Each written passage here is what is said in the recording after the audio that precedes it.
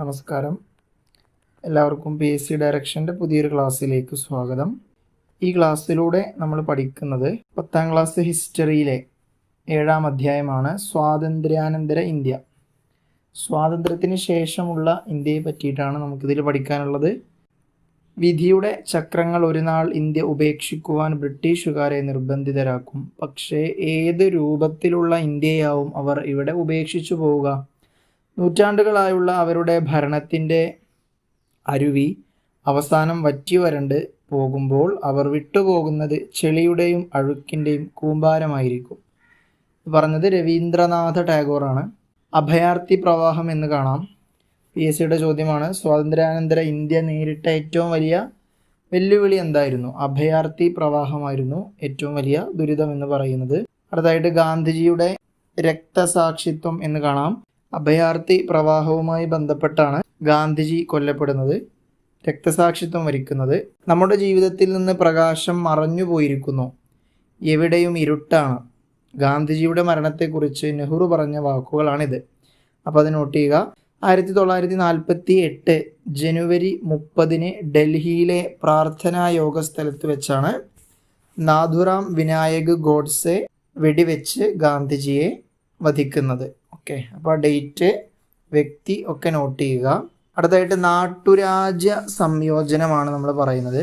അതായത് ഇന്ത്യ എന്ന് പറയുന്നത് ഒരുപാട് നാട്ടുരാജ്യങ്ങൾ സ്ഥിതി ചെയ്യുന്ന ഒരു വലിയ രാജ്യമായിരുന്നു. അപ്പോൾ നാട്ടുരാജ്യങ്ങളെല്ലാം കൂടെ ഇന്ത്യയിൽ ലയിച്ചെങ്കിൽ മാത്രമേ അതൊരു രാജ്യമായിട്ട് നമുക്ക് മുന്നോട്ട് പോകാൻ കഴിയുമായിരുന്നുള്ളൂ. അപ്പോൾ ആ നാട്ടുരാജ്യ സംയോജനത്തിന് നേതൃത്വം കൊടുത്ത വ്യക്തിയാണ് സർദാർ വല്ലഭായ് പട്ടേൽ. സ്റ്റേറ്റ്സ് ഡിപ്പാർട്ട്മെൻറ്റിൻ്റെ സെക്രട്ടറിയായി അദ്ദേഹം മലയാളിയായ VP മേനോനെ നിയമിച്ചു. ഒരുപാട് തവണ വന്ന ചോദ്യമാണ്. നാട്ടുരാജ്യ സംയോജനത്തിന് നേതൃത്വം കൊടുത്ത മലയാളിയാര്? VP മേനോനാണ് അതിൻ്റെ ഉത്തരം.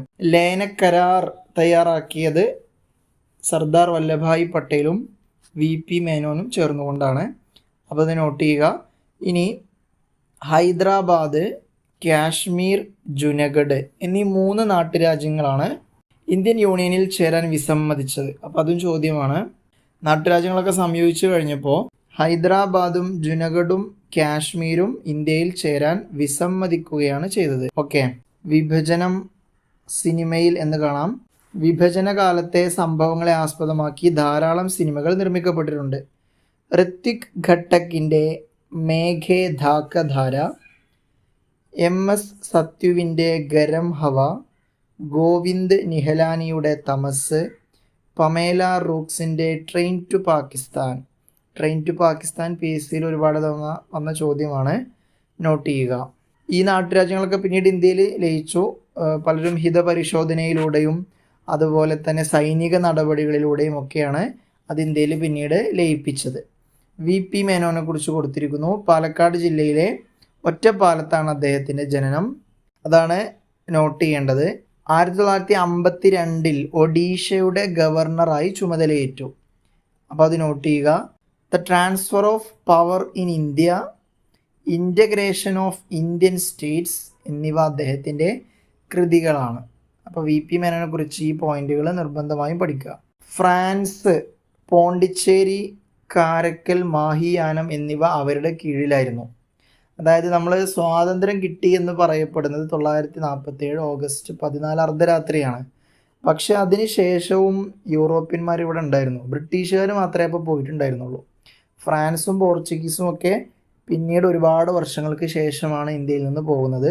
ഈ പറഞ്ഞ 4 സ്ഥലങ്ങളും ഫ്രാൻസിൻ്റെ കീഴിലായിരുന്നു. അതാണ് പിന്നീട് പോണ്ടിച്ചേരി എന്ന കേന്ദ്രഭരണ പ്രദേശമാക്കി മാറ്റിയത്. അതിൽ മാഹി കേരളത്തിലെ കണ്ണൂർ ജില്ലയിലാണ് സ്ഥിതി ചെയ്യുന്നത്. അതൊക്കെ LGSനൊക്കെ ചോദിച്ച ചോദ്യമാണ്. അപ്പോൾ ഫ്രാൻസിനെ ഇന്ത്യയിൽ നിന്ന് തുരത്തിയ വർഷമാണ് 1954. പോർച്ചുഗലിൻ്റെ കീഴിലായിരുന്നു ഗോവയും ദാമൻ ദിയുവും.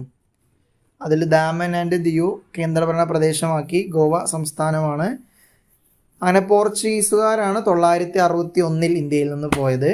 അപ്പോൾ അവസാനമായി ഇന്ത്യയിൽ നിന്ന് പോയ യൂറോപ്യൻ ശക്തി പോർച്ചുഗീസുകാരാണ്. നോട്ട് ചെയ്യുക. 1946 ഡോക്ടർ രാജേന്ദ്ര പ്രസാദ് അധ്യക്ഷനായി ഭരണഘടനാ നിർമ്മാണ സമിതി രൂപീകരിച്ചു. ഓക്കെ, അപ്പോൾ വർഷവും അതിൻ്റെ അധ്യക്ഷനും നോട്ട് ചെയ്യുക. BR അംബേദ്കർ ചെയർമാനായി ഡ്രാഫ്റ്റിംഗ് കമ്മിറ്റിയെ നിയമിച്ചു. ഡ്രാഫ്റ്റിംഗ് കമ്മിറ്റിയുടെ ചെയർമാൻ അംബേദ്കർ ആയിരുന്നു. അതുപ്രകാരം 950 ജനുവരി 26 ഇന്ത്യയുടെ ഭരണഘടന നിലവിൽ വരികയും, നിലവിൽ വന്ന ഡേറ്റ് ഇമ്പോർട്ടൻ്റ് ആണ്. അത് അംഗീകരിക്കുന്നത് തൊട്ട് മുൻപത്തെ വർഷം നവംബർ 26 അതാണ് ഭരണഘടനാ ദിനം.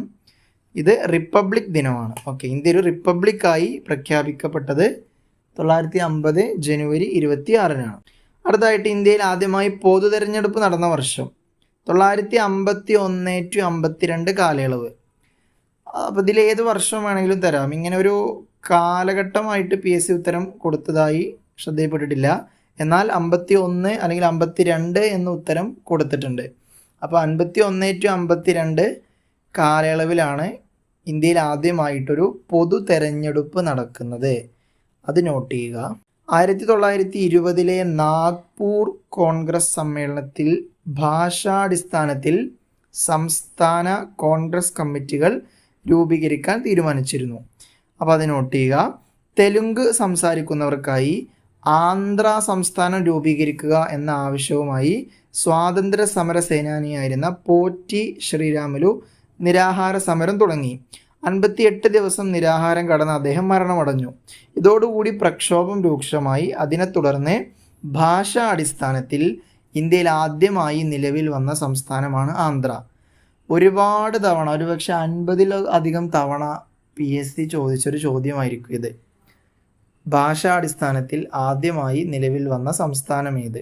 ആന്ധ്രയാണ് അതിൻ്റെ ഉത്തരം. 953. ഓക്കെ, അങ്ങനെ 953 സംസ്ഥാന പുനർസംഘടന കമ്മീഷൻ വരുന്നത്. ഫസൽ അലി ആയിരുന്നു ഇതിൻ്റെ അധ്യക്ഷൻ. അതിലെ അംഗങ്ങളാണ് ഹൃദയനാഥ് കുൻസ്രു, HN കുൻസ്രു എന്ന് ഷോർട്ടായിട്ട് പറയും.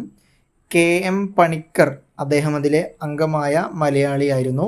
ദെൻ ഫസൽ അലി. അപ്പോൾ അത് നോട്ട് ചെയ്യുക. 956 ഇന്ത്യൻ സംസ്ഥാന പുനർസംഘടനാ നിയമം പാർലമെൻറ്റ് പാസ്സാക്കി. ഇത് പ്രകാരം 14 സംസ്ഥാനങ്ങളും 6 കേന്ദ്രഭരണ പ്രദേശങ്ങളും നിലവിൽ വന്നു. 14 സംസ്ഥാനങ്ങളും 6 കേന്ദ്രഭരണ പ്രദേശങ്ങളും വരുന്നത് 956 അതിൽപ്പെട്ടതാണ് കേരളമൊക്കെ. ഇപ്പോൾ ഇന്ത്യയിൽ 29 സംസ്ഥാനങ്ങളും എന്ന് കാണാം.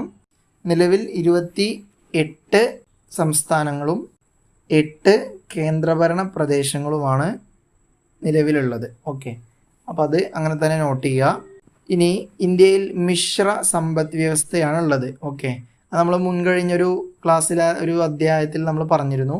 ഇന്ത്യയിലുള്ളത് മുതലാളിത്ത സമ്പദ് വ്യവസ്ഥയോ അല്ലെങ്കിൽ പൊതു സമ്പദ് വ്യവസ്ഥയോ അല്ല, മിശ്ര സമ്പദ് വ്യവസ്ഥയാണ് ഉള്ളത്.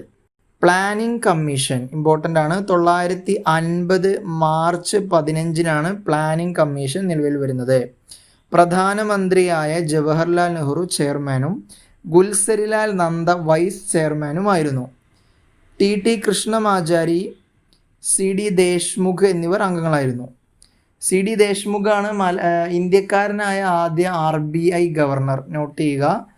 അപ്പോൾ ഈ പറഞ്ഞ പോയിൻ്റൊക്കെ ഇമ്പോർട്ടൻ്റ് ആണ്. പ്ലാനിംഗ് കമ്മീഷൻ വന്ന വർഷം, മാസം, തീയതി, ആദ്യ ചെയർമാൻ, ആദ്യ വൈസ് ചെയർമാൻ, ആരാണ് ചെയർമാൻ ആവുന്നത്? പ്രധാനമന്ത്രിയാണ്. ഇതൊക്കെ ഇമ്പോർട്ടൻ്റ് ആണ്. ഓക്കെ, ഇന്ത്യ സാമ്പത്തിക ആസൂത്രണം എന്ന ആശയം കൈക്കൊണ്ടത് റഷ്യയിൽ നിന്നുമാണ്. ഒരുപാട് കാര്യങ്ങൾ ഇന്ത്യ കടമെടുത്തിട്ടുണ്ട്. അതായത് ഇന്ത്യ ഒരു രാജ്യമായി, ആ രാജ്യം ഏത് രീതിയിൽ കൊണ്ടുപോകണം എന്ന് നമുക്ക് കൃത്യമായിട്ട് പഠിക്കണമെങ്കിൽ മറ്റു രാജ്യങ്ങളെക്കുറിച്ച് നോക്കേണ്ടി വരും. അങ്ങനെ പല രാജ്യങ്ങളിൽ നിന്നും നമ്മൾ ഒരുപാട് കാര്യങ്ങൾ കടമെടുത്തിട്ടുണ്ട്. അതിന് ഉദാഹരണമാണ് സാമ്പത്തിക ആസൂത്രണം റഷ്യ. 950 ജവഹർലാൽ നെഹ്റുവിൻ്റെ അധ്യക്ഷതയിൽ പ്ലാനിംഗ് കമ്മീഷൻ നിലവിൽ വന്നു. തൊട്ടടുത്ത വർഷം 51 മുതലാണ് പഞ്ചവത്സര പദ്ധതികൾക്ക് തുടക്കം കുറിക്കുന്നത്. പഞ്ചവത്സര പദ്ധതികളും നമ്മൾ റഷ്യയിൽ നിന്നാണ് കടമെടുക്കുന്നത്. ഇനി സ്വാതന്ത്ര്യത്തിന് ശേഷം ഇന്ത്യയിൽ വന്ന പ്രധാനപ്പെട്ട ഇരുമ്പുരുക്കു വ്യവസായശാലകൾ. എത്രയോ പരീക്ഷകളിൽ ഒരുപാട് തവണ ആവർത്തിച്ചു വന്ന ചോദ്യങ്ങളാണ്. ഭിലായ് റഷ്യൻ സഹായത്തോടു കൂടിയിട്ടാണ് നിലവിൽ വരുന്നത്. ബൊക്കാറോ റഷ്യൻ സഹായം, റഷ്യയുടെ സഹായത്തോടെ വന്ന രണ്ടാമത്തെ ഇരുമ്പുരുക്ക് ശാല ഏത് എന്നങ്ങനെ തന്നെ PSC ചോദിച്ചിട്ടുണ്ട്. Rourkela Germany, Durgapur Britain. ഈ ദുർഗാപൂർ ഇംഗ്ലണ്ടിൻ്റെ സഹായത്തോട് കൂടിയിട്ടാണ് എന്ന് മനസ്സിലാക്കുക. Rourkela Germany, Bokaro Soviet union, Bhilai Russia. ഇന്ത്യയിലെ ഏറ്റവും വലിയ വിവിധോദ്ദേശ നദീതട പദ്ധതിയാണ് ഭക്രാനങ്കൽ പദ്ധതി. സത്ലജ് നദിയിലാണ് ഭക്രാനങ്കൽ പദ്ധതി സ്ഥിതി ചെയ്യുന്നത്. ഓക്കെ, അണക്കെട്ടുകളുമായി ബന്ധപ്പെട്ടുള്ള ഒരു പോയിന്റാണ്. സ്വാതന്ത്ര്യാനന്തര ഇന്ത്യയുടെ അഭിമാനമാണിത്. അപ്പോൾ അത് നോട്ട് ചെയ്യുക. കൃഷി ആവശ്യങ്ങൾക്കൊക്കെ ആയിട്ടാണ് പ്രധാനമായിട്ടും ഇത് ഉപയോഗിച്ചത്. ദേശീയ തലത്തിൽ 55 പദ്ധതികൾക്ക് 1952 ഒക്ടോബർ 2 തുടക്കം കുറിച്ചു. അപ്പോൾ 55 പദ്ധതികൾക്ക് തുടക്കം കുറിച്ച വർഷം. അതിൻ്റെ ലക്ഷ്യം കന്നുകാലി സംരക്ഷണം, ഭൗതിക സാഹചര്യങ്ങളുടെ ഉന്നമനം, കാർഷിക പുരോഗതി ഇതൊക്കെയായിരുന്നു. പൊതുമേഖലയ്ക്ക് പകരം സ്വകാര്യ മേഖലയ്ക്ക് പ്രാധാന്യം കൈവന്നു തുടങ്ങിയത് 1990കളിലാണ്. ഇനി ഇന്ത്യയിൽ ശാസ്ത്ര സാങ്കേതിക രംഗങ്ങളിൽ നേട്ടം കൈവരിച്ചു തുടങ്ങിയത് നെഹ്റുവിൻ്റെ കാലത്താണ്, അദ്ദേഹത്തിൻ്റെ നേതൃത്വത്തിലാണ്. അപ്പോൾ ആ പോയിന്റ് ഒന്ന് നോട്ട് ചെയ്യുക. ശാസ്ത്ര വ്യാവസായിക ഗവേഷണ സമിതി, ഇന്ത്യൻ കാർഷിക ഗവേഷണ സമിതി, അടുത്തായിട്ട് ഇന്ത്യൻ മെഡിക്കൽ ഗവേഷണ സമിതി തുടങ്ങിയ സ്ഥാപനങ്ങളൊക്കെ അക്കാലത്ത് നിലവിൽ വന്നതാണ്. ശാസ്ത്ര വ്യാവസായിക ഗവേഷണ സമിതിയുടെ പദ്ധതികൾക്ക് നേതൃത്വം നൽകിയത് ഹോമി ജഹാംഗീർ ഭാഭ, ഇമ്പോർട്ടൻ്റ് ആണ്, SN ഭട്നാഗറുമായിരുന്നു. ഹോമി ജഹാംഗീർ ഭാഭ നേതൃത്വം നൽകിയ ശാസ്ത്ര സ്ഥാപനങ്ങളാണ് Tata institute of fundamental research, Indian ആണവോർജ കമ്മീഷൻ. ഇതിൽ ഇന്ത്യൻ ആണവോർജ കമ്മീഷൻ, ഹോമി ജഹാംഗീർ ഭാഭ ഒരുപാട് PSC പരീക്ഷകളിൽ വന്ന ചോദ്യമാണ്, നിർബന്ധമായും പഠിക്കുക. 5 IITകൾ, ഇന്ത്യൻ ഇൻസ്റ്റിറ്റ്യൂട്ട് ഓഫ് ടെക്നോളജികൾ 1954നും 64നും ഇടയിൽ സ്ഥാപിച്ചു. അപ്പോൾ ആ 10 വർഷ കാലയളവിൽ 5 IITകളാണ് സ്ഥാപിക്കുന്നത്. ആ പോയിന്റ് നോട്ട് ചെയ്യുക. ഇനി ബഹിരാകാശ രംഗത്ത് നോക്കിക്കഴിഞ്ഞാൽ ദേശീയ ബഹിരാകാശ ഗവേഷണ സമിതി, അതാണ് ISRO എന്ന് പറയുന്നത്. ഓക്കെ, ഇന്ത്യൻ ബഹിരാകാശ ഗവേഷണ സംഘടന. ഓക്കെ, അപ്പോൾ ആദ്യകാലത്ത് അതിൻ്റെ പേര് ഇന്ത്യൻ ദേശീയ ബഹിരാകാശ ഗവേഷണ സമിതിയായിരുന്നു. ഇത് പിന്നീട് ബഹിരാകാശ ഗവേഷണ സംഘടനയായി. ISRO എന്നതിന് മലയാളത്തിൽ അങ്ങനെയാണ് പറയുക. അപ്പോൾ രണ്ടും പഠിച്ചു വെക്കുക. 2 ടേമും ചോദിച്ചിട്ടുണ്ട്. നിലവിൽ വന്ന വർഷം 969. 969ലാണ് ISRO വരുന്നത്. അതിൽ ഗവേഷണ സമിതി 962ലായിരുന്നു. അത് വിക്രം സാരാഭായിയുടെ ശ്രമഫലമായിട്ടാണ് രൂപീകരിച്ചിരുന്നത്. ഓക്കെ, തിരുവനന്തപുരത്തിനടുത്തുള്ള തുമ്പയിലാണ് ആദ്യത്തെ ഇന്ത്യയിലെ റോക്കറ്റ് വിക്ഷേപണ കേന്ദ്രം ആരംഭിക്കുന്നത്.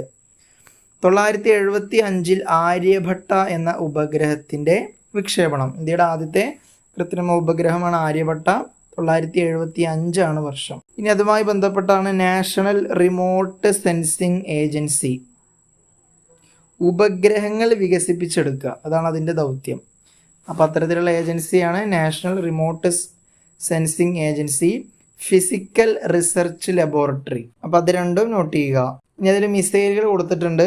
ഇന്ത്യ വികസിപ്പിച്ച മിസൈലുകളാണ് അഗ്നി, പൃഥ്വി തുടങ്ങിയവ. അതിൽ പൃഥ്വി അഗ്നിയേക്കാൾ കൂടുതലായിട്ട് പരീക്ഷകളിൽ കണ്ടുവരാറുണ്ട്.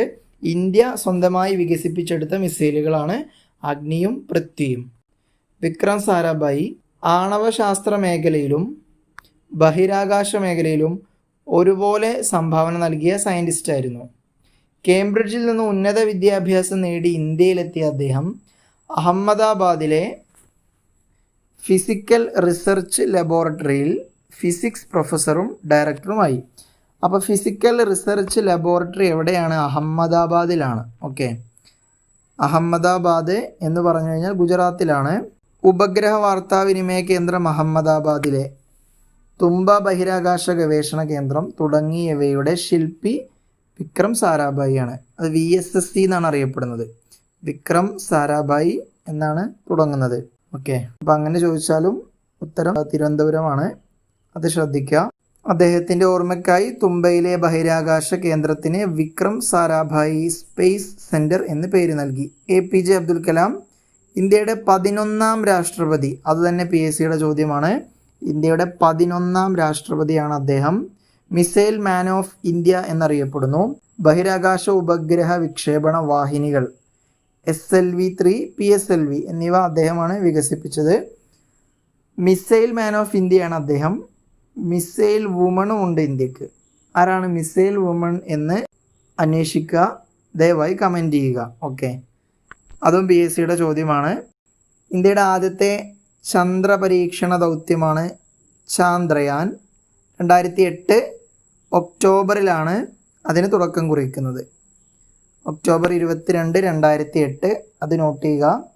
America, Russia, European space agency, China, Japan എന്നിവയ്ക്ക് ശേഷം ചന്ദ്രൻ്റെ ഭ്രമണപഥത്തിൽ സ്വന്തം പേടകമെത്തുന്ന രാജ്യമായി മാറി ഇന്ത്യ. ഇന്ത്യൻ ബഹിരാകാശ വകുപ്പിൻ്റെ ചൊവ്വ ദൗത്യത്തിൻ്റെ പേരാണ് മംഗൾയാൻ. അപ്പം മംഗള എന്നറിയപ്പെടുന്നത് ചൊവ്വ ഗ്രഹമാണ്. നമ്മൾ ഗ്രഹങ്ങളുടെ ക്ലാസ്സിൽ അത് പറഞ്ഞിരുന്നു. അപ്പോൾ ചൊവ്വയിലേക്കുള്ള ദൗത്യമാണ് മംഗൾയാൻ. അത് 2013 നവംബർ 5 ചന്ദ്രനിലേക്കുള്ളതാണ് ചാന്ദ്രയാൻ. അത് 2008. പരസ്പരം മാറാൻ പാടില്ല.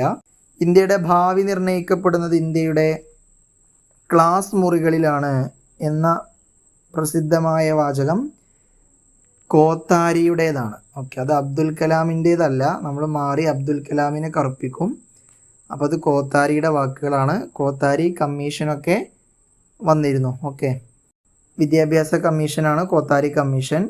അടുത്തതായിട്ട് കുറച്ച് കമ്മീഷനുകളാണ് നമ്മൾ പറയുന്നത്, കോത്താരി ഉൾപ്പെടെയുള്ള കമ്മീഷനുകൾ. ആദ്യമായി രാധാകൃഷ്ണൻ കമ്മീഷൻ. ഈ കമ്മീഷനുകളൊക്കെ പരീക്ഷയ്ക്ക് വന്നതാണ്, നിർബന്ധമായും പഠിക്കണം. 1948 രാധാകൃഷ്ണൻ കമ്മീഷൻ. സർവകലാശാല വിദ്യാഭ്യാസത്തെക്കുറിച്ചുള്ള പഠനം. അപ്പോൾ യൂണിവേഴ്സിറ്റി കമ്മീഷനാണ് രാധാകൃഷ്ണൻ. അതിൻ്റെ ശുപാർശകൾ അവിടെ കൊടുത്തിട്ടുണ്ട്. UGC രൂപീകരിക്കുക, സ്ത്രീ വിദ്യാഭ്യാസത്തിന് പ്രാധാന്യം നൽകുക, തൊഴിലധിഷ്ഠിത വിദ്യാഭ്യാസ സ്ഥാപനങ്ങൾ തുടങ്ങുക. അടുത്തായിട്ട് Lakshmanaswami Mudaliar commission 1952. Higher secondary മേഖലയെക്കുറിച്ചുള്ള പഠനം, +1 +2. അതിൻ്റെ ശുപാർശകൾ കൊടുത്തിട്ടുണ്ട്. അധ്യാപക പരിശീലന സമിതി, വിവിധോദ്ദേശ സ്കൂളുകൾ സ്ഥാപിക്കുക, സെക്കൻഡറി തലത്തിൽ വിദ്യാഭ്യാസ കമ്മീഷൻ രൂപീകരിക്കുക, ത്രിഭാഷാ പദ്ധതി നടപ്പിലാക്കുക.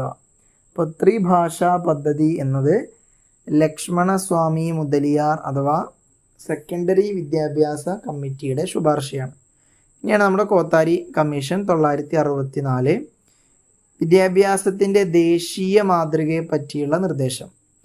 10+2+3. നമ്മുടെ ഇപ്പോഴത്തെ സാഹചര്യത്തിൽ 10+2 ഡിഗ്രി ആ രീതിയിലാണുള്ളത്. അത് നടപ്പിലാക്കണമെന്ന് ശുപാർശ ചെയ്തത് കോത്താരിയാണ്.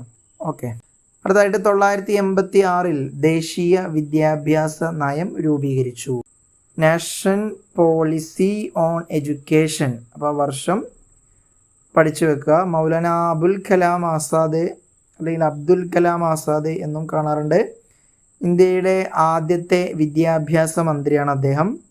അദ്ദേഹത്തിൻ്റെ ജന്മദിനമാണ് നവംബർ 11, ദേശീയ വിദ്യാഭ്യാസ ദിനമായി ആചരിക്കുന്നു. അപ്പോൾ ദേശീയ വിദ്യാഭ്യാസ ദിനം അബ്ദുൽ കലാമിൻ്റെ ജന്മദിനമല്ല, അബുൽ കലാമിൻ്റെ ജന്മദിനമാണ്. APJയുടെ ജന്മദിനമല്ല. അത് മാറാതിരിക്കുക.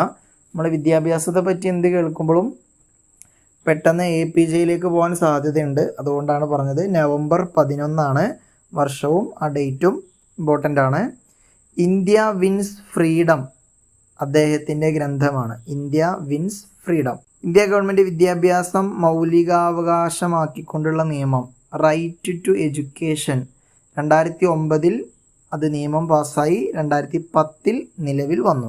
ഇനി അടുത്തൊരു പോയിന്റ് അതിൽ കൊടുത്തിട്ടുണ്ട്. കേന്ദ്ര ഗവൺമെൻറ്റിൻ്റെ സർവശിക്ഷാ അഭിയാൻ, രാഷ്ട്രീയ മാധ്യമിക് ശിക്ഷാ അഭിയാൻ തുടങ്ങിയ പദ്ധതികൾ സംയോജിപ്പിച്ച് 2018 മുതൽ സമഗ്ര ശിക്ഷാ അഭിയാൻ എന്ന പദ്ധതി രാജ്യത്ത് നടപ്പാക്കി വരുന്നു. വിദ്യാഭ്യാസത്തെ സംസ്കാരവുമായി ബന്ധിപ്പിക്കുക എന്ന ലക്ഷ്യത്തോടെ കേന്ദ്ര സാംസ്കാരിക വകുപ്പ് 1979 രൂപീകരിച്ച സ്ഥാപനമാണ് centre for cultural resource and training. ഡൽഹിയാണ് ആസ്ഥാനം. അപ്പോൾ അതിൻ്റെ വർഷവും ക്യാപിറ്റലൊക്കെ ഒന്ന് നോട്ട് ചെയ്യുക. ഇനി ഏതാനും സ്ഥാപനങ്ങൾ. സംഗീത നാടക അക്കാദമി ആസ്ഥാനം ഡൽഹിയാണ്. മുൻപറിയപ്പെട്ടിരുന്നത് the national academy of dance, drama and music. സംഗീതത്തിൻ്റെയും നാടകത്തിൻ്റെയും പ്രോത്സാഹനം. അടുത്തത് വെരി ഇമ്പോർട്ടൻ്റ്, ലളിതകല അക്കാദമിയുടെ ആസ്ഥാനം ഡൽഹി. എല്ലാം ഡൽഹിയാണ്. ഇന്ത്യക്കകത്തും പുറത്തും ഇന്ത്യൻ കലകളുടെ പ്രചരണമാണ് ലക്ഷ്യം. അപ്പോൾ ഈ ലക്ഷ്യത്തോടു കൂടി പ്രവർത്തിക്കുന്ന സ്ഥാപനം ഏത് എന്ന് ചോദിച്ചിട്ടുണ്ട്. Lalitkala academy. Sahitya academy, Indian ഭാഷാ സാഹിത്യത്തിൻ്റെ ഉന്നമനം, national school of drama. School of ഡ്രാമയാണ് എല്ലാ വർഷവും നാടകമേള നടത്തുന്നത്. National book trust of India, കുറഞ്ഞ ചെലവിൽ പുസ്തകങ്ങൾ പ്രസിദ്ധീകരിക്കുക, വായന വളർത്തുക, ഇന്ത്യൻ പുസ്തകങ്ങൾ വിദേശത്തും സ്വദേശത്തും പ്രോത്സാഹിപ്പിക്കുക. അപ്പോൾ ഇതൊക്കെ അതിൻ്റെ പ്രവർത്തനങ്ങളും ലക്ഷ്യങ്ങളുമാണ്. ഇതിൻ്റെയൊക്കെ ആസ്ഥാനം ഡൽഹിയാണ്. ഓക്കെ. കേരള സാഹിത്യ അക്കാദമിയും കേരള സംഗീത നാടക അക്കാദമിയും ഉണ്ട്. അതൊക്കെ തൃശ്ശൂരാണ്. ഇത് നമ്മൾ ദേശീയ തലത്തിലാണ് പറയുന്നത്. വെറും ലളിതകല എന്ന് കണ്ടാൽ നിങ്ങൾ ഡൽഹി തന്നെ കറുപ്പിക്കുക. ഇനി ജവഹർലാൽ നെഹ്റുവിൻ്റെ പ്രസംഗത്തിൽ നിന്നുള്ള ഏതാനും വരികൾ കൊടുത്തിരിക്കുന്നു. വിദേശ നയം. ഇന്ത്യയുടെ വിദേശ നയം എന്ന് പറഞ്ഞാൽ ചേരി ചേരാ നയമാണ്. ഓക്കെ. അതായത് ഒരു ചേരിയിലും പെടാതെ ഉള്ള ഒരു നയമാണ് ചേരി ചേരാ നയം. 1954 ചൈനയുമായി അതിർത്തി തർക്കമുണ്ടായപ്പോൾ ഇന്ത്യയും ചൈനയും തമ്മിൽ ഒപ്പിട്ട കരാറാണ് പഞ്ചശീല തത്വങ്ങൾ. വർഷം, ഏതൊക്കെ രാജ്യങ്ങൾ ഇമ്പോർട്ടൻ്റ് ആണ്. നെഹ്റുവും ചൈനീസ് പ്രധാനമന്ത്രി ചൗ എൻ ലായിയുമാണ് ഇതിൽ ഒപ്പുവെച്ചത്. ഇന്ത്യയുടെ വിദേശ നയത്തിൻ്റെ അടിസ്ഥാനം എന്ന് പറയുന്നത് പഞ്ചശീല തത്വങ്ങളാണ്. ചൈനയുമായിട്ടാണ് ഇത് ഒപ്പുവെച്ചത് എങ്കിൽ കൂടി ഇതിലെ നയങ്ങൾ തന്നെയാണ് ഇന്ത്യക്ക് എല്ലാ രാജ്യങ്ങളോടും ഉള്ളത്. Okay, thank you.